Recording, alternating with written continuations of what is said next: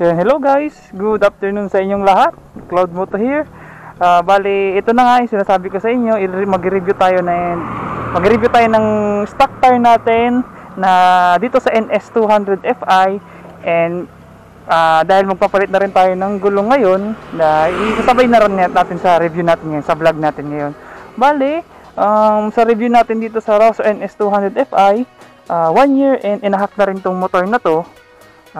Nasa 19,000 kilometers na rin tong tinakbo niya. And yun nga, nakapag-decide na rin ako na palitan yung gulong niya kasi yung during the odometer niya, marami na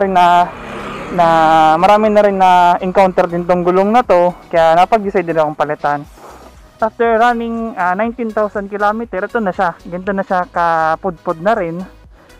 Bali, hindi naman ako masyado bumabangking kaya yung edges niya talaga makapal-kapal pa, pero yung gitna nga medyo ano pa may mga pa siya, may mga thread pa, pero nakapag-decide na akong palitan kasi 19k naman din. And yun nga, may injured na rin tong gulong na to kasi yun nga, hindi na ako naging komportable. Ito, pakita ko sa inyo, may na siya, tapal. Ito nga, bali ang experience ko dito sa tapal na to, natusok to ng screwdriver, ng screw, and binunot ko siya, tapos yun nga, pinatapal ko siya, and nilagyan na rin to kasi ng tire sealant. Kaso during that time na meron siya ditong tapal, ayun, tire sealant, yun nga, kasi napupudpod na rin yung gulong, hindi na rin maganda yung turn out din ng tapal and yung sealant kasi sumisingaw na rin siya, kaya ngayon nag-decide na talaga kung kailangan palitan. And sakto, at least ma-break in ko na rin yung gulong na to bago kami bumiyahe ng Baguio City. Bali, yun nga, after running 19,000 kilometer, maganda. Balak nga sana na Eurogrip ulit ang bilhin ko, kaso nga lang wala akong mahanap na Eurogrip na 17. Ang nakikita ko lang puro scooter, and wala siyang stock size ata nito. Di ko lang alam. Kung meron kayong alam guys, baka pwede nyo ako mabulong or ma-PM sa Facebook page natin. Bali, ito nga, 19,000 km ang likod. Bali, sa mga gulong talaga, ang likod talaga yung unang napupudpod kasi nandito yung lakas, nandito din yung mga bigat ng isang motor, lalo na kung laging may angkas kasi ang setup nito ay touring setup, ang likod talaga bugbog talaga sa biyahe. And after running 19k na odometer, ang unahan pa naman, hindi talaga matagal talaga na pudpod. Ito pa nga, makapal-kapal pa nga, may thread pa sa gitna. Ang kinagandahan din sa Eurogrip, matagal talaga ang buhay nito, Eurogrip. Ang unahan nga matagal pa nga Kung hindi lang siguro na damage yung likod ko, di ko po siya papalitan. Pero mas maganda rin na palitan nila. Kasi yun nga, sapatos yan, and dyan din yung safety ng isang motorsiklo and yung rider. Yun, dahil yun nga, papalitan natin yung gulong na to ng Eurogrip. Stock size pa rin siya. Eurogrip, B-rubber na siya. 130, 70-17. Ito yung stock size ng NS200 Fi sa likod. Bali, likod ako unahin natin kasi mostly nang experience ko sa pagmumotor, nakakadalawa ka ng palit sa likod, isa pa lang sa unahan. Yun ang palitan yung dalawa. In-order ko to nung September sa B-rubber flagship store sa Shopee, and yun nga, nakastock ng within siguro September, October, ngayong November, 2 months na, papalitan ko na siya.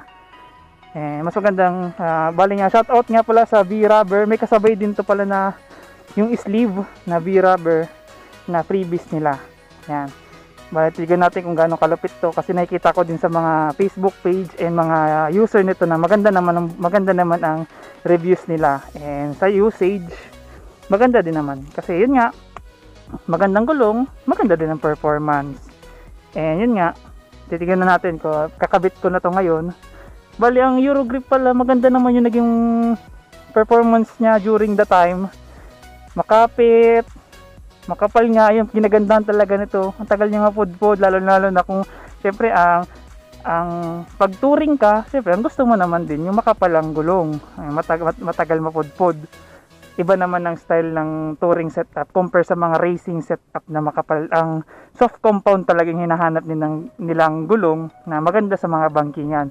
Bali, itong mga tayo ng mga touring style, touring setup, utility type, gusto din natin na makapal-kapal yung gulong, matagal din, mapodpod. Hanap ako ng magandang mapalitan ng gulong, yung di makina, para di rin masira yung rim, ay yung mags ng motor natin. And syempre, para at least maganda rin yung pag-install. Bali na guys, doon na lang tayo sa machine shop, sa machine shop or doon sa tire shop na mapwede nating palitan yung gulong natin. So okay guys, doon na lang tayo magkita-kita.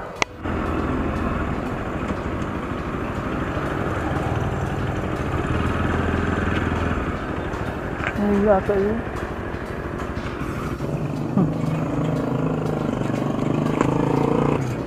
Hapon sir, pwede po magpalit ng gulong po dito sir? Okay lang. Sige po, okay po.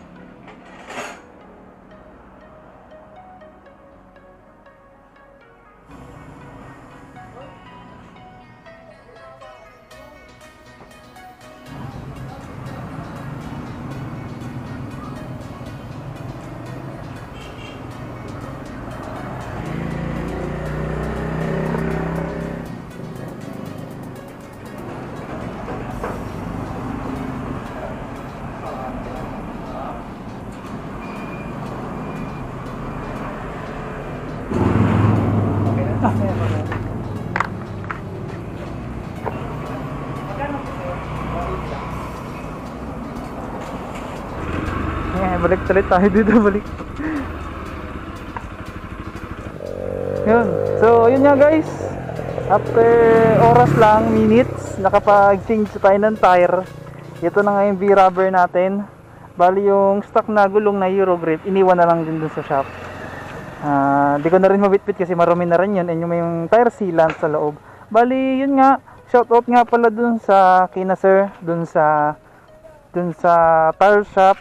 Kasi yun nga, mapulido yung pakagawa ni sir. Lalong lalo na yung mga nilinis niya maigi yung gulong natin and yung mags.